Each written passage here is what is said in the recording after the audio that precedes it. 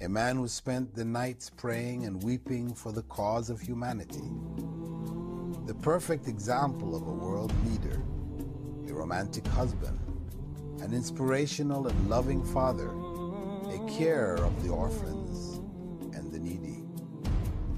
If greatness of purpose, smallness of means, and astonishing results are the three criteria of a human genius, who could dare compare any great man in history with Muhammad? A man who has been ranked the most influential person in human history. The man who changed the world. Now, brothers and sisters, do you love Rasulullah? Yes! Our Prophet! Our honor! Our Prophet! Our honor! Our Prophet! Brothers and sisters, we know about the hypocrisy of freedom of speech when it's applied to Muslims. But this point about the constitutional environment that is created in the West is the central point I'm going to make today. Why is that? Because some Muslims, they have gone and they are condemning Muslims for protesting. Others, they're saying, you know what, Muslims are just a bit too touchy. We get offended very easily. So let's just accept it. And others will say we should go for the parliamentary system, become MPs, lobby the government. But what they fail to understand is when you have such a constitution, when this is your environment, no amount of lobbying, no MP, nothing is going to stop these attacks.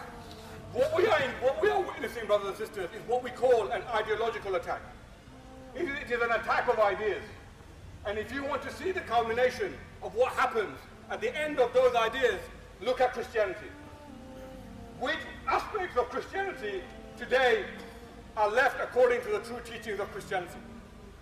For 200 years we have seen what's happened. They accept homosexual priests. They accept women priests. And every other bid'ah and every other innovation there is going. This is what we mean by an ideological attack. So what they want us to do is shut up, be quiet, accept it. And every time you accept it, they change a little bit more. They put a little bit more pressure on you. And then in 10 years' time, you don't recognize what happened 10 years ago until you don't have a deen anymore. And this is what we say when we say an ideological attack. So our job, what we have to do, is we got to make sure that when these things happen, we speak up. Your words, your voices, they are very important. They mean that we as an ummah, we speak for the ummah, and we refuse to accept any reform of Islam in this way. We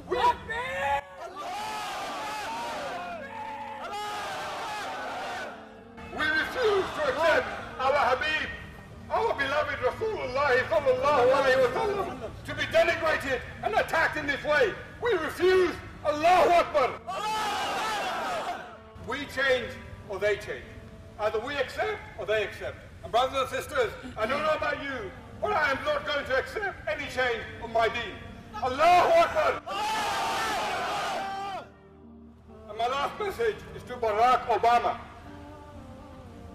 You know, he made some comments after the death of one of his ambassadors in Benghazi. And he says that this is a reminder that we enjoy, this is a reminder of the freedoms we enjoy.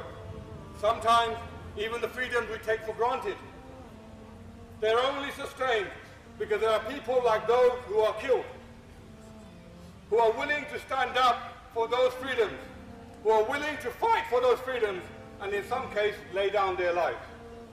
So what is Barak? By the way, his name is derived from the word barakah in Arabic, by the way, in case you didn't know. But he has no barakah. What does Barak mean? He means that some people love freedom to such an extent that they are willing to die for it. Well, let me tell you, Barak, or barakah, if you don't mind. Yeah, your love for your freedom is nothing. It's nothing. It's nothing compared to our love for Rasulullah. And Barak, since you're so ashamed of your Muslim heritage, let me remind you let me remind you of why we love our Prophet sallallahu alayhi wa sallam. Brothers, when the angel of death came to the door of Rasulullah sallallahu alayhi wa sallam, he was with his daughter Fatima, his beloved Fatima, and there was a knock on the door. And Fatima went to the door, and she didn't recognize the man. And she said, my father is ill, go away. And when Fatima came back, the Prophet asked, who was this man? And she described him. He said, oh, my daughter, that was the angel of death. Brothers, the angel of death does not give you the time, the respect to come to your door. He doesn't care about your door. He doesn't care about your daughter. He comes and takes your life. Look at the respect of the angel of death for Rasulullah sallallahu alayhi wa sallam. Rasulullah sallallahu alayhi wa sallam said, where's Jibreel? Why have you come here without Jibreel?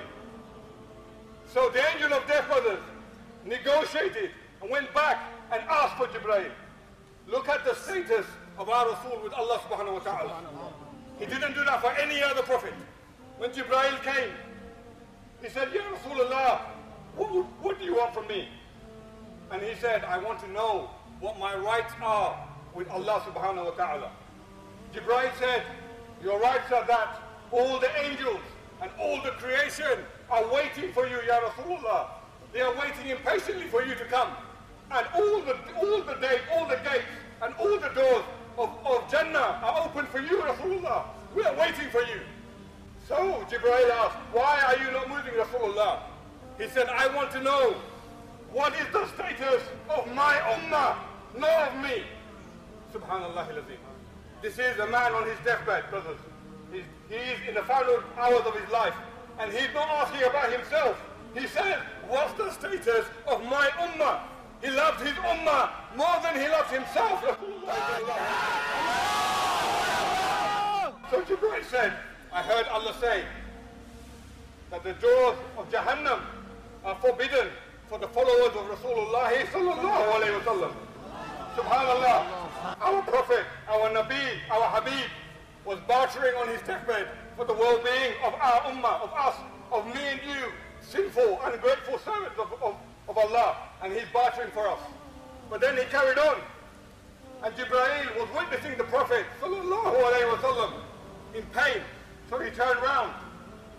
The Prophet said, why have you turned round, Jibreel? He said, Ya Rasulullah, I can't bear to witness the pain that you are in, so I've turned my back.